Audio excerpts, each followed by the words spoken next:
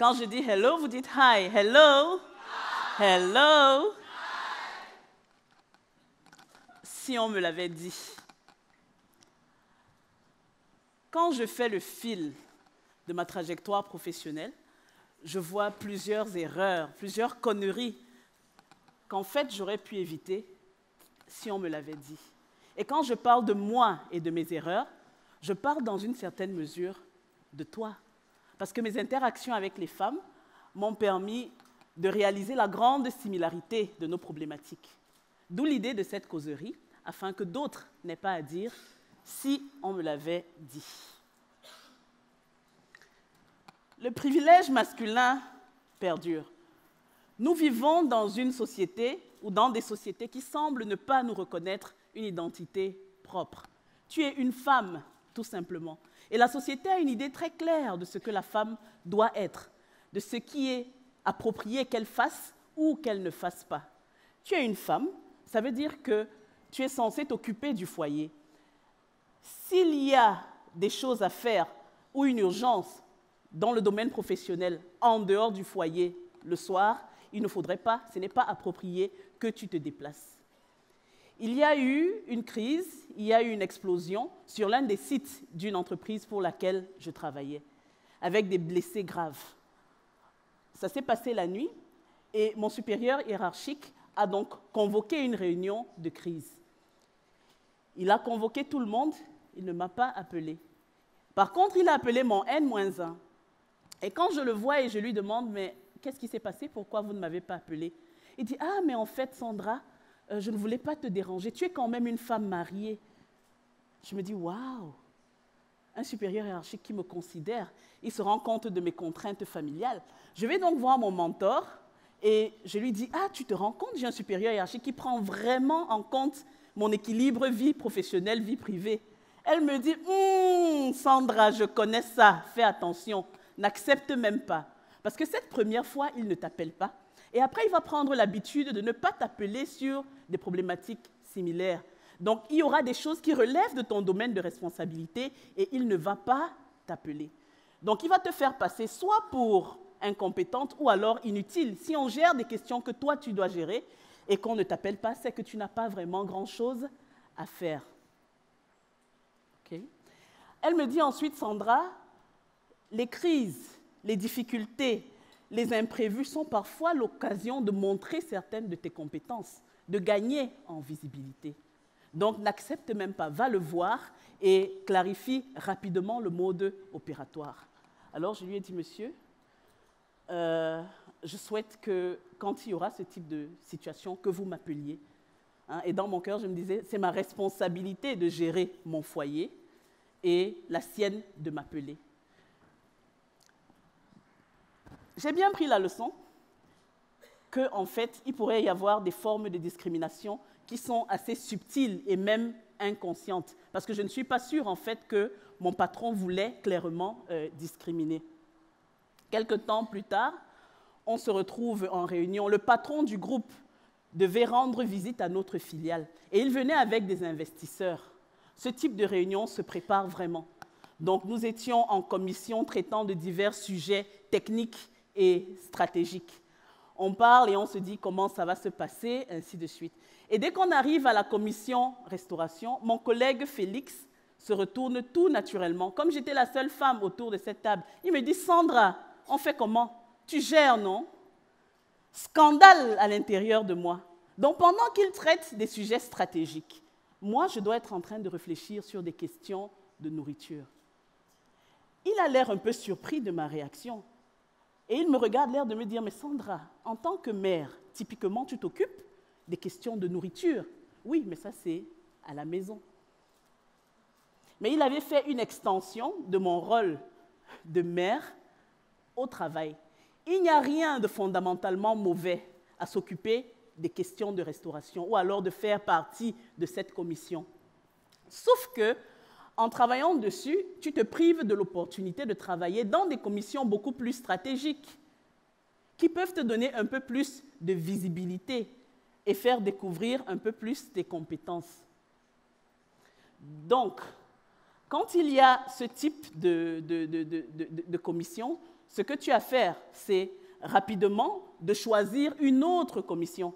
Donc, il y a des tas de commissions. Porte-toi volontaire sur une autre commission. Comme ça, du coup, tu seras tellement occupé qu'on ne va pas te proposer d'entrer dans une commission qui a trait à la restauration. Le pire, c'est quand nous-mêmes, on commence à internaliser certains de ces codes. Dans plusieurs réunions, on est avec des femmes et on se rend compte que dès qu'on aborde les questions de nourriture, de décoration, elles se portent spontanément volontaires. Ne te porte pas volontaire pour gérer ce type de choses. Okay? Ce n'est pas dessus que tu dois exprimer ton génie, parce que ça finit par te coller à la peau. Et après, de manière naturelle, ça va toujours te revenir pendant que d'autres travaillent sur des sujets beaucoup plus stratégiques. Donc, fais attention aux choses que tu acceptes de prendre naturellement et à celles que tu refuserais de prendre. Donc, garde à l'esprit que le privilège masculin perdure et que tu dois faire attention. Ne laisse à personne le pouvoir de décider pour toi. Il y a une bonne dizaine d'années, je pensais qu'il fallait que j'avance. Je méritais bien une promotion. Et il y a un job qui s'est ouvert dans l'entreprise pour laquelle je travaillais. Conformément aux procédures, je suis allée voir mon supérieur hiérarchique pour lui demander si je pouvais postuler. Autorisation refusée. Sandra, je pense que tu devrais encore délivrer sur ton poste actuel. Concentre-toi et fais ce qu'il y a à faire. J'ai quand même été assez blessée parce que je pensais que j'étais déjà à un stade où je méritais bien cette promotion. Mais je me suis donné un défi personnel. Je me suis dit, s'il refuse que tu postules, c'est qu'il n'a peut-être pas une idée claire de tes réalisations et de tes compétences. Alors, je vais me mettre au travail et donner un peu plus de visibilité à mes réalisations. À peu près 1 an plus tard, ayant travaillé donc et donné de la visibilité à mes réalisations, je reçois un coup de fil de la maison mère du groupe pour lequel je travaillais. Sandra, nous avons un poste de gestionnaire des talents couvrant l'Afrique et basé à Londres. Nous aimerions avoir ta candidature si tu es intéressé. Ah, si je suis intéressée, mais c'est tout ce dont je rêvais, c'est tout ce que j'aurais pu souhaiter. Je commence à me voir. Je suis à Londres en train de travailler avec le centre d'expertise parce que dans mon esprit, la maison mère, c'est là où il y a les meilleurs talents. Je regarde comment ça va ouvrir mes horizons, accélérer ma carrière, ainsi de suite. Donc, je suis complètement dans mon film. J'imagine ma nouvelle vie. Et puis, subitement, des pensées commencent à revenir vers moi. Le mari est le chef de la famille. Le choix du domicile conjugal appartient au mari. En tant qu'épouse et mère, tu es la première, qui a la responsabilité d'élever les enfants. Donc, au fur et à mesure que ces pensées que la société m'avait permis, consciemment ou non, d'internaliser remontent, mon enthousiasme commence à s'estomper. Je me rends compte que, hey, je suis mariée, j'ai 2 enfants. Comment est-ce que je vais gérer cette mobilité? Donc, plus le temps passe, plus je me rends à l'évidence que ce n'est même pas une possibilité. Si bien que, rentrer à la maison le soir, ce qui avait été une superbe nouvelle n'était plus qu'un fait divers. Alors, je vois mon compagnon et je lui dis, tu sais, j'ai reçu un appel du groupe aujourd'hui, mais avec les enfants et toi, c'est clair que ce n'est même pas envisagé. Il me dit, pourquoi? Postule d'abord. Si tu ne postules pas, tu n'auras pas l'occasion de dire oui ou non après. Postule et puis on va regarder. Pour la petite histoire, j'ai postulé, j'ai été reçue et nous sommes tous partis à Londres. Pour lui-même, merci, ça a été l'opportunité d'accélérer sa carrière parce qu'il a fait d'autres études. Et pour moi aussi, j'ai pu gagner en visibilité et accélérer également le cours de ma carrière. Mais voyez-vous, je m'étais en fait limitée. Les messages de ma socialisation étaient trop clairs dans mon esprit. Et j'aurais trouvé tout à fait normal qu'ils me disent « Sandra, il est hors de question que tu partes. Il est hors de question que tu envisages cela. » Donc, Quand dans la vie, tu vas te retrouver face à des décisions, n'oublie pas que tu es en toi-même un être avec des ambitions, avec des rêves. Ne laisse à personne le pouvoir de décider pour toi. Ne laisse à aucun stéréotype le pouvoir d'orienter ta décision d'avancer dans un sens ou dans un autre. Hello? Hello? Prends soin de ton image. Souvent, les gens ont de nous une certaine perception qu'ils prennent pour la réalité. Donc, nous travaillons avec des collègues et ils ont une idée de qui tu es. Et dans leur esprit, cette idée de la personne que tu es correspond à la réalité. J'ai connu Akeva, qui était extrêmement brillante, issue des meilleures écoles d'ingénieurs. Elle avait un raisonnement analytique tellement rapide et pouvait décomposer toutes sortes de problématiques complexes en une fraction de seconde. Son intelligence faisait l'admiration de beaucoup de personnes, mais ça en complexait aussi plusieurs. Et plusieurs personnes pensaient que Akeva est un peu hautaine, parce qu'elle parlait avec une telle structure, une telle logique, que ça en foutait des complexes à tout le monde. Donc, autant on reconnaissait son expertise, autant personne ne voulait d'elle au sein de son équipe. Donc, elle a commencé à se questionner. Elle me dit, Sandra, je suis brillante, je suis bosseuse. Pourquoi est-ce que je n'avance pas? Pourquoi les gens disent que je suis hautaine? Tu sais que je ne le suis pas. Effectivement, elle ne l'était pas. Mais la perception était qu'elle était hautaine. Il y a une différence entre qui tu es et l'image que les gens perçoivent. Et tu dois faire attention à l'image que tu renvoies. Il y a peut-être quelque chose dans ta manière d'être qui envoie ces signaux-là. Et ça peut être préjudiciable. Parce que des études ont montré que même sur des jobs d'ingénieur, à partir d'un certain niveau, la progression se fait par cooptation. Ça veut dire qu'il faut que des personnes pensent qu'elles peuvent travailler avec toi pour faciliter ta promotion. Donc, assez frustrée, Akeva a dû laisser quitter l'entreprise et chercher à réaliser son potentiel ailleurs.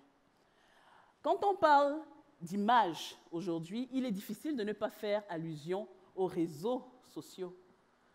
Parce que mine de rien, nous avons tous une image et une personnalité dans les réseaux sociaux. C'est assez facile et courant de se dire que, mais les réseaux sociaux, le réseau social qui est professionnel, c'est lequel? C'est LinkedIn. Alors, ce que je fais sur Facebook, ma présence sur Instagram ou Twitter, vraiment, ça, c'est du domaine privé. Que non. Aujourd'hui, les boîtes regardent de plus en plus l'ensemble des réseaux sociaux dans lesquels nous sommes présents. Et ils se font une idée de la personne que vous êtes. Donc, tes tweets, tes likes et tes commentaires dans les réseaux sociaux peuvent avoir des conséquences qui ne vont pas toujours être bénéfiques. C'est important de savoir l'image que tu voudrais projeter dans les réseaux sociaux. Faire attention à tes déclarations aussi, parce qu'à partir d'un certain niveau de responsabilité, on a une obligation de réserve, de peur que nos positions personnelles ne soient perçues ou confondues comme étant les positions de nos entreprises. Hello? Okay. Donc, fais attention à ton image dans les réseaux sociaux. Il est difficile de parler d'image sans parler de l'image physique. Nous vivons dans une société où on est un peu tiraillé entre la mode qui a tendance à amplifier le serré, le dénudé, le très court, et certaines de nos cultures africaines qui ont des tendances d'embellissement qui ne sont pas toujours en phase avec certains de nos métiers. C'est très important de s'habiller d'une manière qui reflète la professionnelle que tu veux être, la professionnelle que tu es. Et moi, je l'ai appris à mes dépens. J'avais le lead sur un dossier pour lequel il fallait faire une présentation à un client. On a travaillé toute la nuit, on était vraiment sous pression et vraiment assez tard, le dossier était bouclé. On l'a soumis. On le soumet, mais il y a quelques petits ajustements qu'il fallait faire. Donc, je reviens le matin un peu fatiguée et je n'ai pas vraiment fait attention à ce que je portais. Je viens et mon patron reçoit le dossier et il a la brillante idée de me dire « Mais Sandra, puisque tu as travaillé sur ce dossier, ce serait bien qu'on aille chez le client. » Il m'appelle et il me dit « Sandra, est-ce que tu peux m'accompagner chez le client ?» Je me regarde, je ne suis pas du tout habillée. Tout me passe par la tête. Qu'est-ce que je fais maintenant? Est-ce qu'il y a quelque chose que je peux un peu arranger? Question d'être présentable pour aller chez lui, avec lui chez le client. Le temps de réfléchir et de trouver une solution, il était déjà dans mon bureau. Il arrive, il me regarde. Je suis un peu embarrassée. Il regarde ma collègue Eliane avec qui nous avions travaillé sur le dossier. Il dit « Eliane, on part ». Eliane est allée faire cette présentation et elle a fait un tabac. Le client a demandé qu'elle soit son référent sur le dossier. J'ai donc perdu une opportunité de visibilité. Depuis lors, je suis tellement consciente que j'ai toujours dans mon bureau une tenue formelle et des chaussures au cas où, okay, on ne sait jamais. C'est bien d'avoir toujours un ou deux de ces éléments-là. Et quand on dit de s'habiller d'une certaine manière et de faire attention à ce qu'on porte, il ne s'agit pas forcément de porter des vêtements de dernier cri ou des choses les plus chères.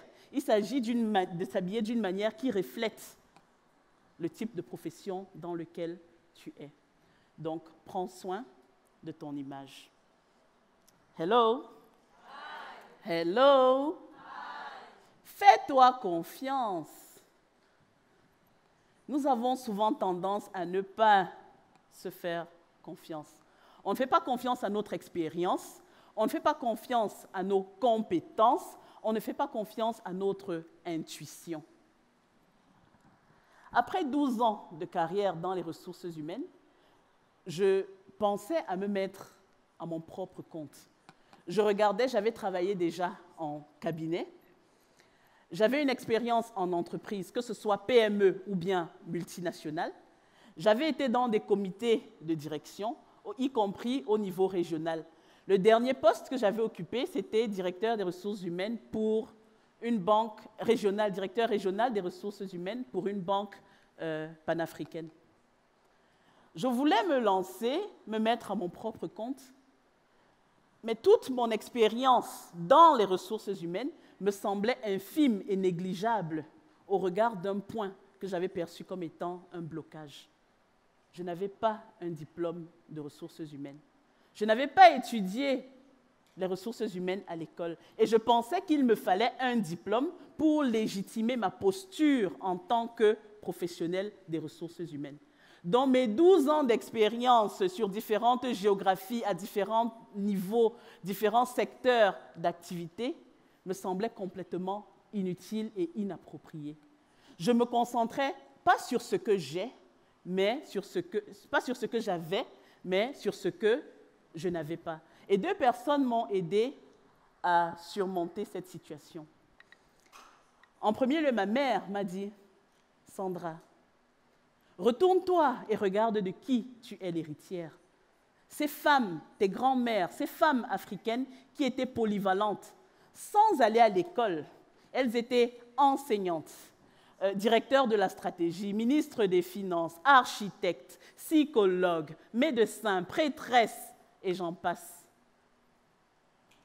L'agilité mentale qu'elles avaient doit te faire savoir que l'agilité mentale est dans tes gènes de femmes africaines, que l'agilité mentale est dans tes gènes de femmes tout court.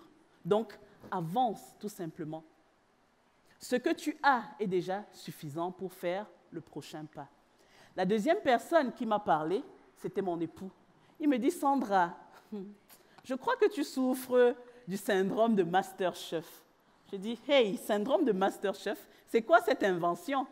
Et il me dit « Écoute, j'ai regardé une émission du Masterchef et ils avaient fait revenir tous ceux qui avaient gagné des éditions précédentes. Il se trouve que tous ceux qui avaient gagné des éditions précédentes étaient quelque part dans des contrées exotiques en train de parfaire leur art, apprendre une nouvelle technique culinaire, un nouveau mode de cuisson, des épices dont la combinaison allait, selon eux, les pousser à un autre niveau. Mais ceux qui étaient deuxième, troisième, avaient ouvert leur restaurant, qui marchait plutôt bien. Okay? Donc, assez souvent, on a le sentiment qu'il nous faut quelque chose de plus.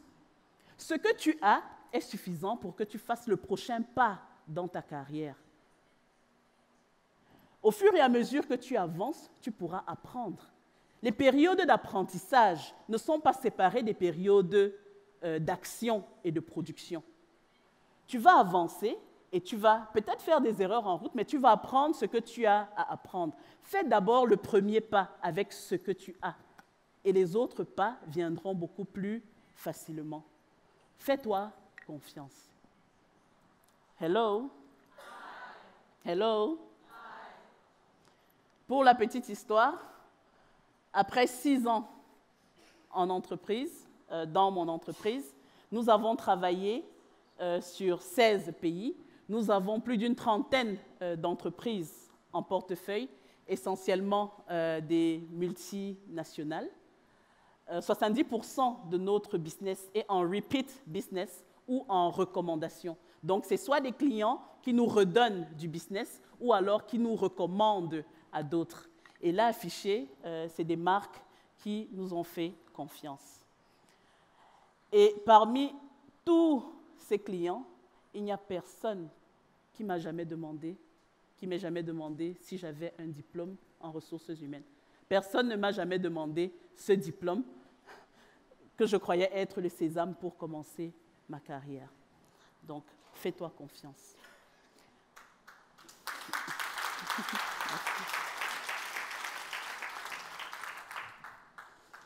Prends le dessus sur tes émotions. Parfois, il y a des situations qu'on vit en entreprise qui nous demandent de faire une gestion efficace des émotions. Toute gestion inadéquate des émotions en entreprise pourrait avoir des conséquences fâcheuses. Rolande était brillante, considérée comme un talent dans son entreprise. Elle travaillait bien et elle était performante dans la durée. Son supérieur hiérarchique lui avait même fait savoir que sa promotion n'était qu'une question d'opportunité. À la prochaine opportunité, elle allait pouvoir être promue. Quelque temps après, Rolande tombe enceinte et doit partir en congé de maternité. Entre-temps, il y a un job qui s'ouvre et on propose le job à Romain. Elle revient de congé de maternité et elle est quand même un peu frustrée qu'ils aient donné ce job à quelqu'un qui, a priori, était moins bien qualifié qu'elle, moins bien préparé qu'elle. Elle sent qu'elle a été victime de discrimination, mais elle accepte quand même de continuer à travailler. 1 an plus tard, voici Romain qui démissionne. Et on propose le job à Rolande. Rolande vient me voir et me dit « Ah, Sandra, ils m'ont proposé le job. Et je me demande ce que je dois faire. » Je dis « Comment ?»« Non, mais parce que quand je voulais d'abord postuler, ils ont refusé. Ils ont préféré Romain qui était leur champion. Maintenant qu'il les a déçus, ils veulent revenir vers moi. » Je dis « Oui, ok. Est-ce que le job t'intéresse? » « Oui. » « Est-ce que tu as les compétences qu'il faut pour ça? » Oui. « Est-ce que c'est en ligne avec tes plans de carrière, la trajectoire professionnelle que tu te traces à toi-même? » Elle me dit « Oui. » Je dis « Ne postule pas.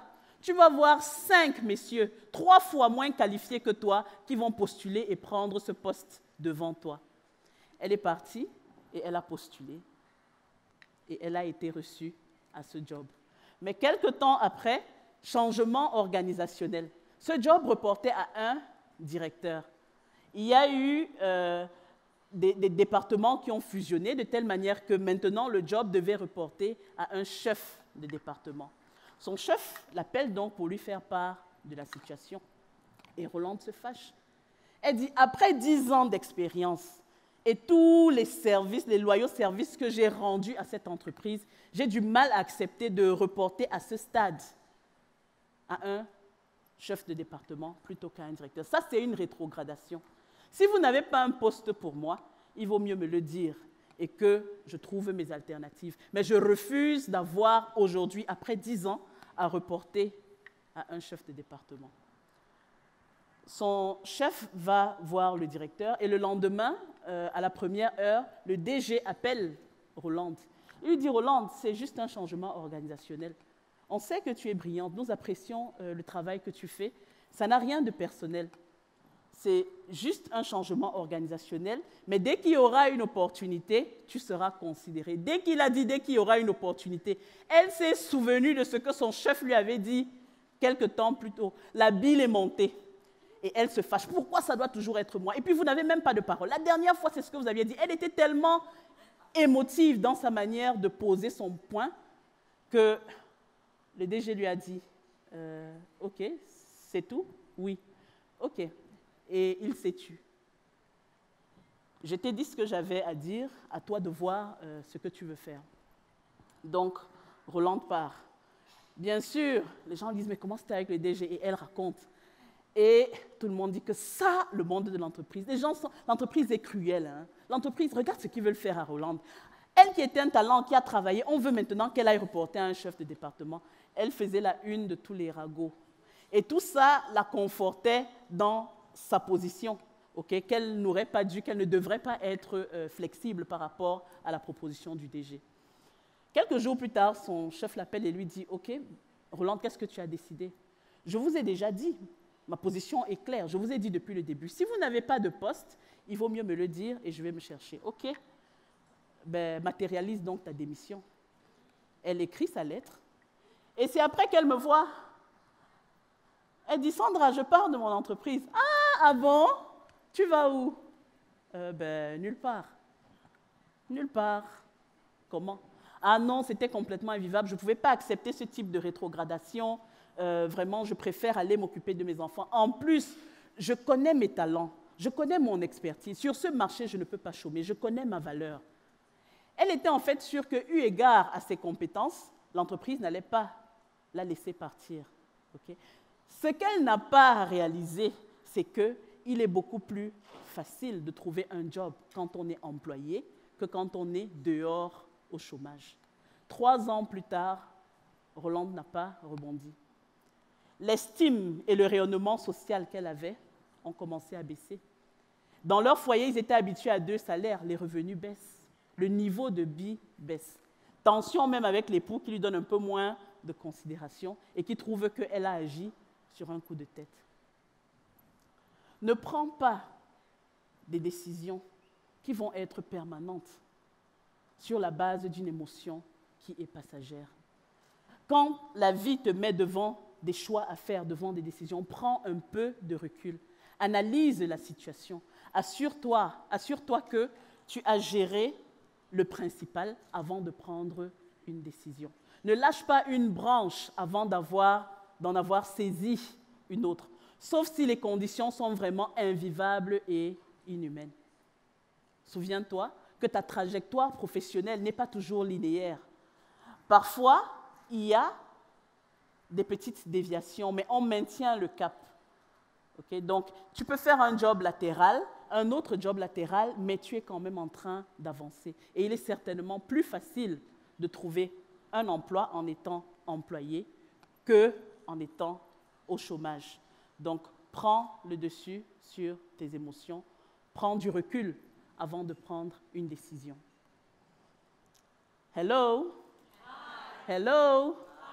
On passe tellement de temps au travail et on semble se lier d'amitié avec les personnes avec qui on travaille, à tel point que quand on traverse des moments difficiles sur le plan personnel, on est parfois tenté de s'épancher auprès des collègues et de partager avec eux les difficultés que nous vivons. Il y a Grace qui traversait un moment difficile. Son mari la trompait. Elle était sujette à des violences conjugales. Ils se querellaient assez souvent à la maison. Les enfants vivaient toutes ces querelles-là. Et toute cette situation était exacerbée aussi par le fait qu'elle avait chez elle sa mère qui vivait avec elle. Sa mère était malade. Et ses frères estimaient que puisqu'elle est une femme, la mère devrait logiquement rester chez elle. Et il ne lui donnait pas tout le soutien dont elle aurait pu avoir besoin pour s'occuper efficacement de sa mère. Donc, tiraillé entre toutes ces sollicitations, ça a commencé à se faire ressentir au travail. Son supérieur hiérarchique lui fait 1 ou 2 commentaires, une première fois et puis une deuxième.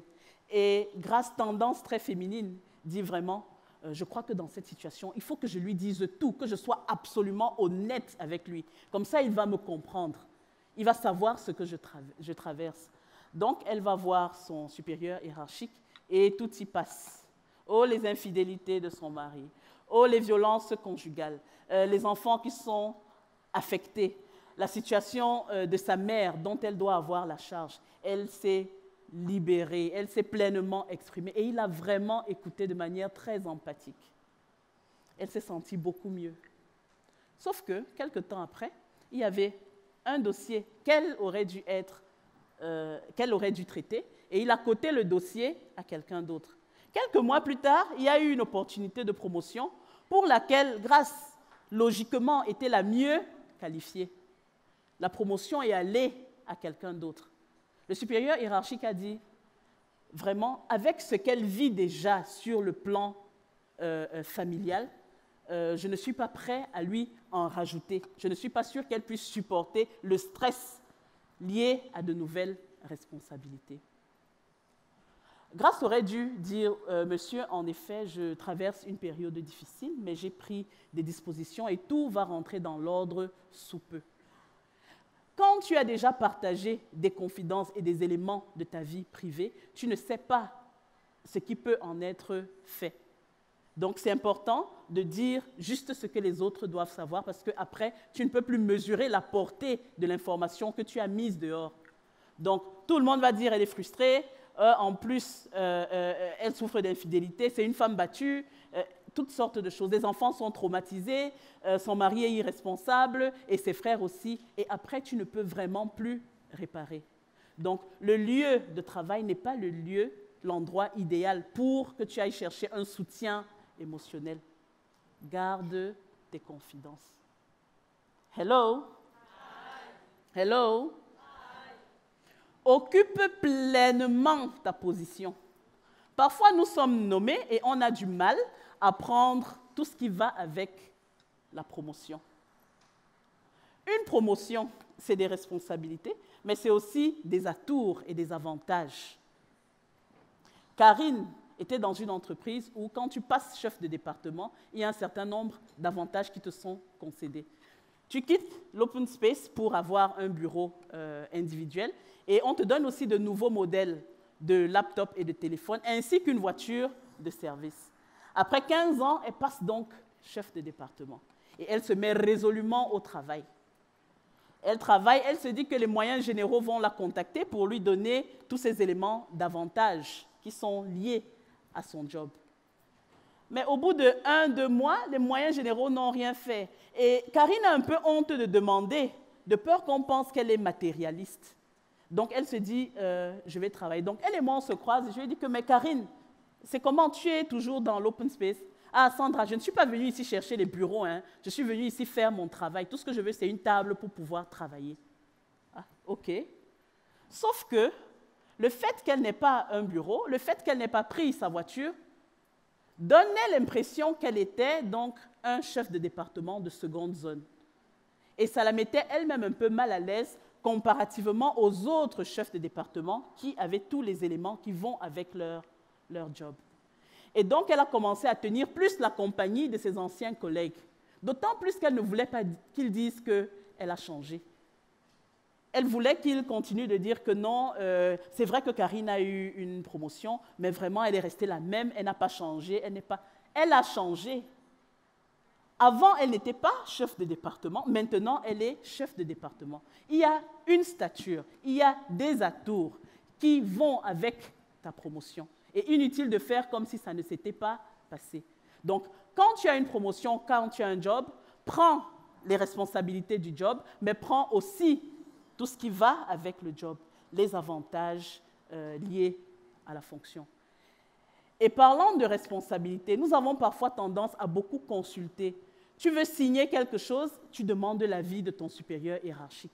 Si c'est dans ton domaine de responsabilité que tu es nommé à un poste, signe.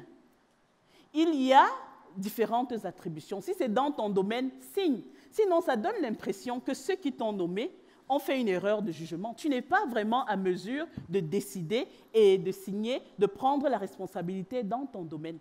Ne consulte pas beaucoup. Consulte si c'est vraiment nécessaire. Prends la pleine mesure de ton job et signe ce que tu as à signer. Occupe pleinement ta position.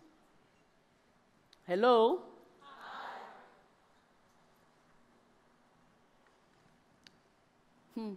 Take it easy. Il arrive parfois que tu te prépares minutieusement pour un événement et que le moment venu, les choses ne se passent pas tout à fait telles que tu avais prévu. Un jour, j'avais la responsabilité de préparer une revue des talents pour nos DG des filiales africaines. J'avais préparé le PowerPoint et par le passé, j'avais déjà eu à faciliter ce même type d'exercice où on passe en revue tous les talents de l'entreprise.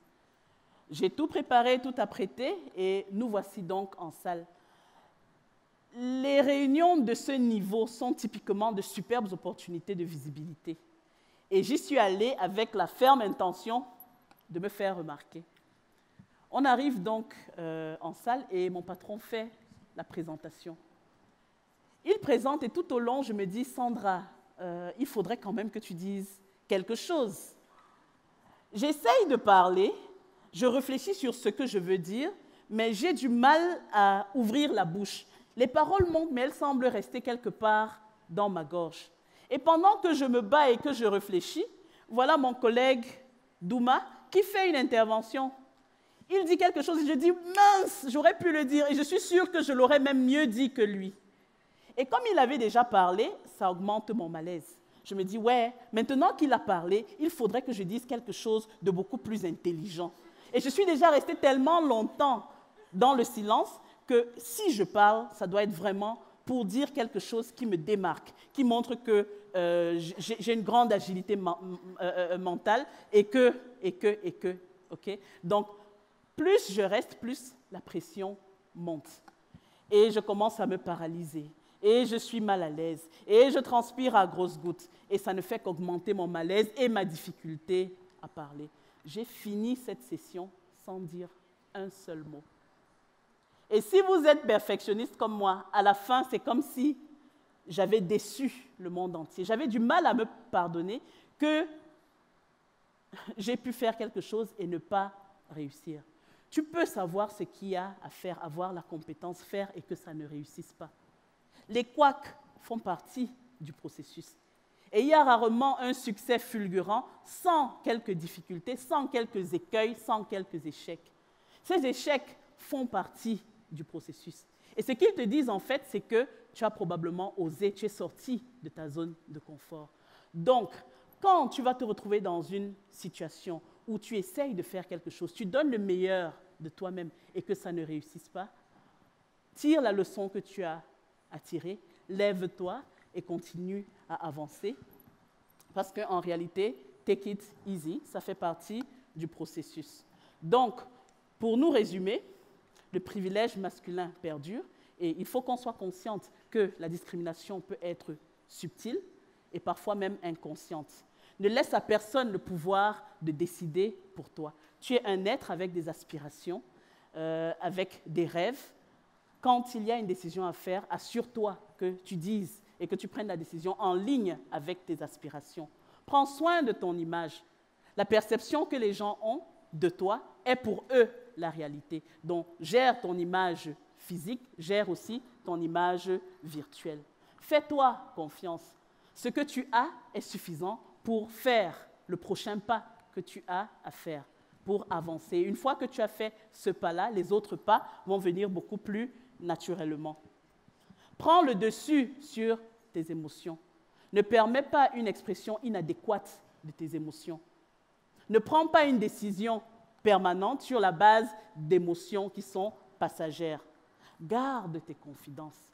le lieu de travail n'est pas le lieu pour t'épancher et chercher un soutien émotionnel. Parce qu'une fois que tes informations personnelles y sont, tu ne peux plus maîtriser la gestion qui va en être faite. Occupe pleinement ta position. Un job, c'est des responsabilités. Assume ces responsabilités. Signe les documents que tu as signés en ligne avec ces responsabilités et prends aussi les atours et les avantages qui vont avec le job. Ça fait partie de la position. Et enfin, si tu travailles, si tu essayes de faire quelque chose et que tu as donné le meilleur de toi-même et que cette chose ne réussisse pas, ne te prends pas la tête.